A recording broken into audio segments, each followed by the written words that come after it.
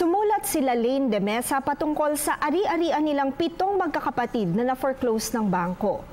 Ayon sa email nila Lane, matapos daw ma-foreclose ang property nila, ibinenta daw ito ng bangko sa isang financing company. Matapos daw nito, ang property nila ay nabili naman ng isang Chinese national. Nais malaman nila Lane kung may karapatan pa rin daw ba silang magkakapatid sa nasabing property. Maaari pa daw ba nilang mabili ang ari-arian mula sa Chinese national na nakabili daw ng kanilang lupa? Maaari pa daw ba nilang mapaanal ang bilihan ng nasabing lupa? Lalain, lahat ng ito ay nakadepende kung kailan na foreclose o nailit ang iyong property. Sa ilalim ng rules of court, maaari ninyo lamang ma-redeem ang nailit na property sa loob ng 1 taon mula nang magkaroon ng foreclosure sale ng property. Base sa impormasyong naibigay mo sa amin, lumalabas na magmula ng mailit ng bangko ang property, 2 beses pa itong naibenta.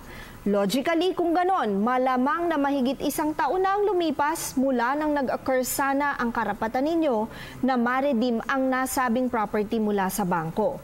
Sa ganitong kadahilanan, hindi na ninyo maaari pang mabawi o ma-redeem ang property mula sa bangko.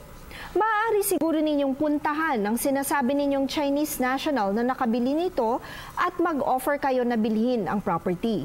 Tandaan nga lamang na walang sino man ang maaari ninyong pilitin upang ibenta ito pabalik sa inyo. Patungkol naman sa tanong ninyo kung maaari ninyong ipawalang bisa ang bentahan ng lupa, ikinalulungkot po naming sabihin sa inyo na hindi posible ito. Unless mapatunayan po ninyo sa korte na nagkaroon ng dayaan o panloloko sa nangyaring bilihan nito. Tandaan na ang aming opinyon ay limitado lamang sa mga impormasyong inyong ibinigay sa amin at maaari itong mag-iba depende pa sa karagdagang detalye. Malaya po kayong makakakonsulta sa inyong napiling abogado. Patuloy po kayong mag-email sa newscenterptv4@gmail.com. Attorney JJ Jimeno Atienza, ang inyong bisig ng batas.